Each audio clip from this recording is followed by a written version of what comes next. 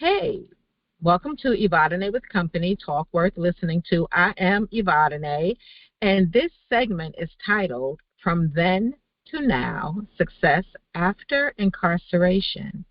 And again, this success is not necessarily monetarily, doesn't mean that it's not, but it's really about how you feel about yourself, how you see your journey, and what you do after your journey because of, the break, the pause, I call it.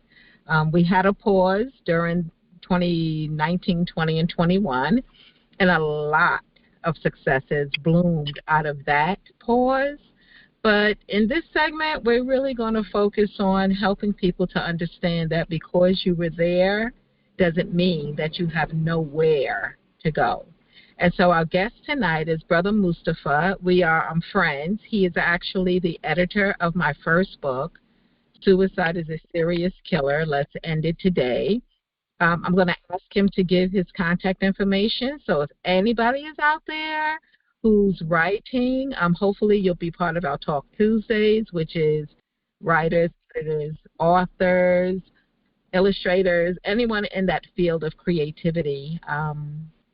Join us for that as well. But we want you to be introduced to Brother Mustafa, to hear his story, and to use his services if you need them. I can guarantee his editing service. And I look forward to hearing his story. And please reach out, 347-649-7741, 24 hours a day, 7 days a week, with any of your comments, thoughts, questions, or if you have an idea for a show. Again, I'm Ivadane. Welcome to Ivadane with Company. We're going to get this segment started.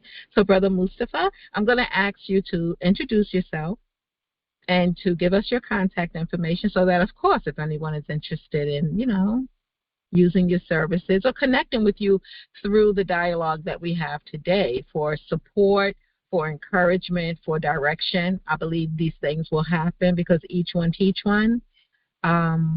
Share that information, and also just give a kind of quick overview of your idea of from then to now, life, success after incarceration. I turn it over to you now. Thank you for having me, Ivadane.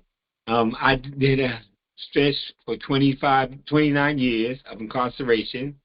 I went in one way with a thought, come out with another way, because when you change your thinking, you change your behavior. So during that hiatus, I didn't let the time do me. I did the time. I acquired social skills, other personal skills to become a better individual. Took extracurricular programs, which wasn't mandated for me. So this way I can come out a different person as going in, because I know upon being released, it's going to have a lot of negativity as far as like denying me of certain positions, jobs, because being a felon, ex-felon, that's what happens. You go to a job, they say, oh, you do time, you got to put on there, yes, I did, and they're going to deny, oh, we'll call you, don't call us. So I knew that was going to happen, so I prepared myself for that. So when I came home, I wanted to live with my daughter instead of going to a shelter, which I'm glad she opened up a home to me, and she helped me to get my CDL. She paid for it, I did it, knocked it out, and I grew ever since. I didn't stop. I also reinstituted my exterminating license, because I do that as well, besides editing for Ivadane and everybody else. So I have that skill as well, that skill set. And I didn't stop there. I took the test for the MTA, and then I became a train operator, a competitive train operator. I didn't come through the ranks. I came in as a train operator. They pay good money, and they ask you too there. And they also hire, but all you got to do is be transparent, because they ask you, have you ever been incarcerated? They're going to do a background check. So you go in there, be truthful, because they're going to check anyway. If you tell them no, like somebody I know, they got fired off the train, took them right out of service, because they found out that they lied about being incarcerated. So my idea is to let y'all know, especially the younger generations, that don't be a follower. Be your own person. Use this here. Everybody have the capability to excel. It's just up to you what level you want to achieve. Don't be a follower. Don't have somebody think for you. If you feel uncomfortable with something, pull back, say no, do the research, check, and then make a decision from there. A decisive decision. Don't be tattling on over the fence. Be solid in your determination to go forward and do so. So with that being said, I've been home since 2015. Never looked back. Never thought about throwing a rock at the glass house, as they call it. I did what I'm supposed to do, and now today I can say that I feel a lot better about myself because prior to going to prison, I was running around crazy, and I'm glad that that was a time out for me because had I been out here, I could have either had more time or been murdered myself the way I was running. So I'm glad that God took it upon Himself to put me on a timeout. Extensive as it was, everything is right in God's sight. You know, we plan and God planned, and He's always the best of planners. That's my ideology, and I stick to that. So I met a lot of people because I know that if you be yourself, you don't have to worry about facades being peeled back. Just continue to strive, and people are going to know that your persona precedes you. So just be true to yourself and true to people, and everything else is no stopping you. You can continue to grow, and expand. And that's what I did, you know. And at my age, which is 65, let y'all know, my wife just had a baby girl. We wasn't expecting to have no baby, but it's a blessing from God. Because my oldest son is 47, my youngest is 38. Now I got a 1-year-old daughter who's my twin, you know, and I love her dearly. You know, it's like having me a second chance all over again with life, production, and everything else that comes along with being sincere and true to form. And I'm glad that I've got a chance to meet Miss Avadane because from day one I met her, her aura preceded her. And that's how we clicked. Because I went to the My State over there on Bedford and, Bedford and Madison. And that's where I met her. She had an office over there, and I introduced myself, and we clicked from there, you know, and it's been consistent. And that's what I thrive on, consistency, because I don't have time to be going 2 steps forward, 3 back. So anybody want to get in touch with me, my phone number is 347-530-2012. My email is mastermlt2015 at gmail.com. I'm open for questions. That's a brief overview. I thank you. I thank you. I heard there was some wind beneath your wings. When I spoke with your daughter and I shared with her this segment that you were going to be a part of, she went on to tell me how she encouraged you to apply here, apply there, do this, do that. And sometimes we need that. Tell me how you feel about the support that she gave you. Oh, it's awesome, and my daughter, she's phenomenal. She always been a daddy's girl back in the days, and I said because when I left, she was 5 years old, and we never lost contact. We always wrote, called on the phone consistently. You know, she came to see me. My mother used to always bring her to see me, but when she got age, 18, she said, Dad, I want to come see you by myself because I want to talk about things I want to talk in front of your mother about, or grandma. I said, okay, cool. Well, at first I was apprehensive because for her traveling up to Sing Sing, which where I was at the time, you know, she did it, you know, and from that day, she was coming on a regular, you know, so she's always been my rock. And in hindsight, I was her rock and didn't realize it. Excuse me for looking off to the left. My daughter's having a little cold. She's sick. So I want to make sure she's all right. Um, so she has always been like, Daddy, she believed in me, which is good, you know, and that was the win. She was like, Daddy, you can do it. I always have faith in you. You can do it. You're strong. You know, you did all that time. You didn't let them break you down. You did it. You came out here and stayed true to form. You ain't take no medication. You wasn't talking about, oh, woe is me, or blaming this person, blaming that person. You took your strikes and continue to go forth. And she's always been that way. You know, she's always like, Dad, you can do it. I know you can. I believe in you. And that was the win because it kept me afloat, you know. So, I mean, I have self-determination as well, but that was just an extra little push. That's absolutely right. When I heard her say that, I was like, oh, so that could be a sub, you know. Who's the wind beneath your wings? And that's in life. In life, recognizing people and the value we bring to each other. You know, you were her dad. You gave her that foundation up to age 5, and your mom thankfully continued it and letting her come and see you, not losing connection with you, because people will sometimes disengage from individuals who are incarcerated. They don't want to be a part of that system. They don't want the children. But there's so much more to being locked up than just what got you there. And sometimes I'm going to believe, I've never been, for the record, physically incarcerated. And I do my best not to be mentally incarcerated, because that can happen as well. You can be straight out here, not behind bars, and still be imprisoned in your mind. So it's, to me, very important that we leave open communication. And that's what happened, what I'm hearing in your life, that there was never that break in communication with your child, with your daughter. And we know that girls could kind of I don't know, attach to their dads more than sons at times. It's that nurturing thing. You get your nurturing from that opposite sex parent in a certain kind of way, or maybe in the way that you need it, because we're all created differently. I am grateful for your daughter. I am grateful for your accomplishments and the foundation, again, of who you were even before that. Because as we know, oftentimes we will do things that we know we're not supposed to do. We're not supposed to do it. The foundation of parenting is so key. Our DNA, our genetics is so key. So we might go and fly off or get twisted and turned around.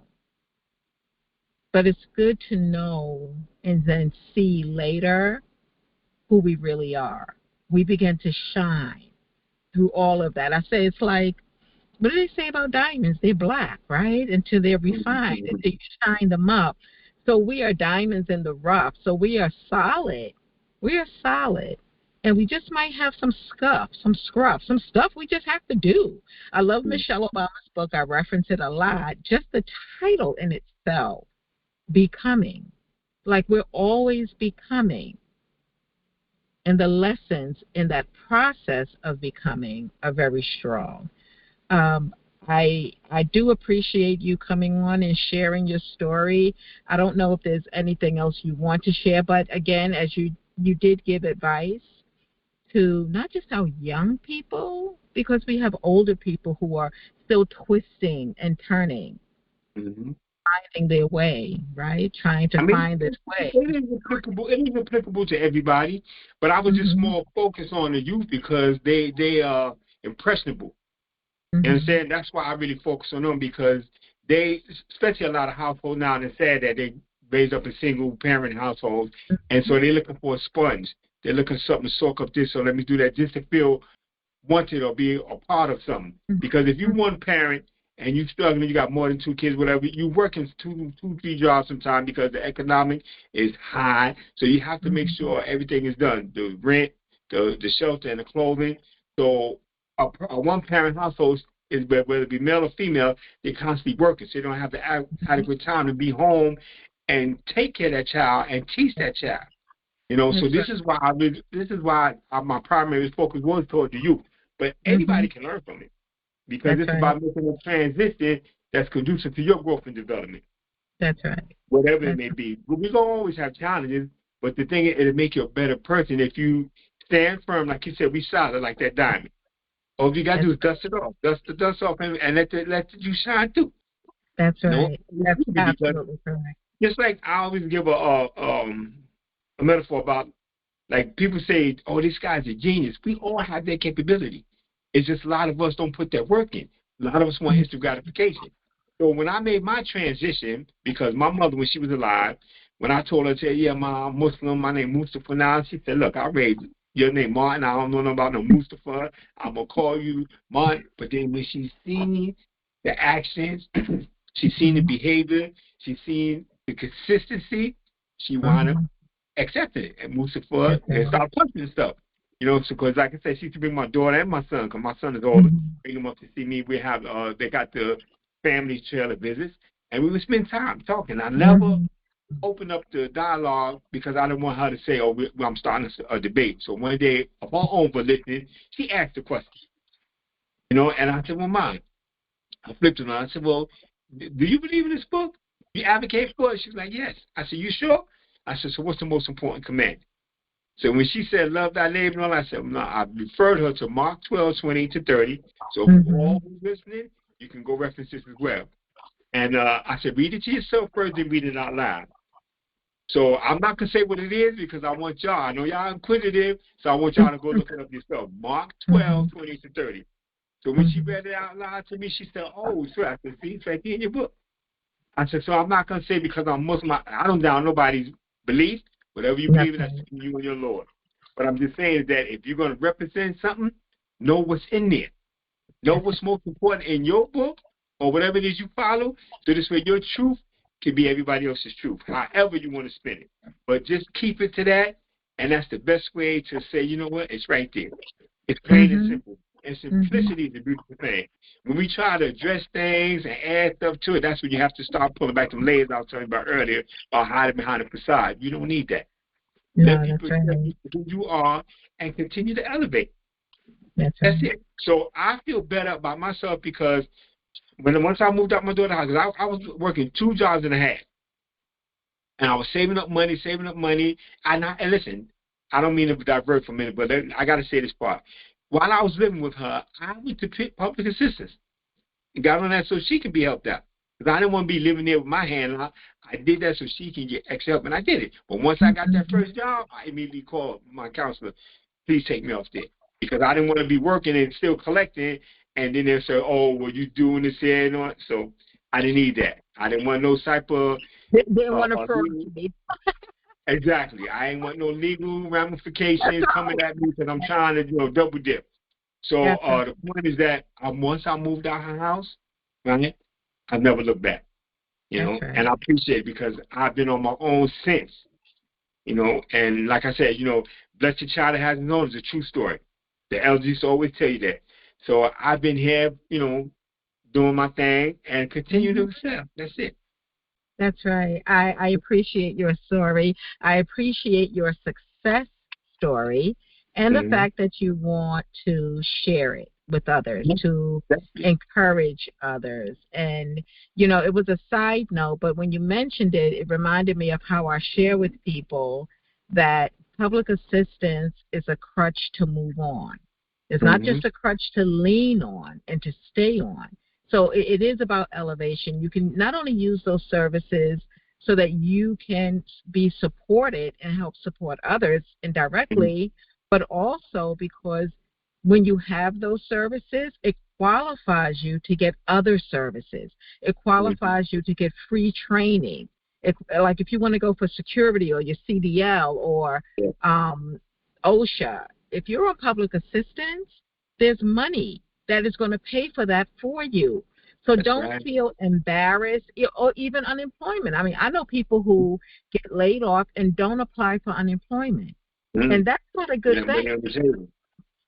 As a matter of fact, I met a gentleman the other day, and he's on unemployment. He's due to get married in November. And as we were talking about it, I said, well, based on what he did for a living in corporate America before he was downsized, I said, make that your business. I said, but before you make it your business, since you're on unemployment, contact them and tell them you want to be part of the SEAP program. SEAP, Self-Employment Assistance Program. If you are accepted, they allow you to start a business. If you make money in your business, you keep your money in your business, and you can keep getting your unemployment for the period of time that you qualify for the unemployment.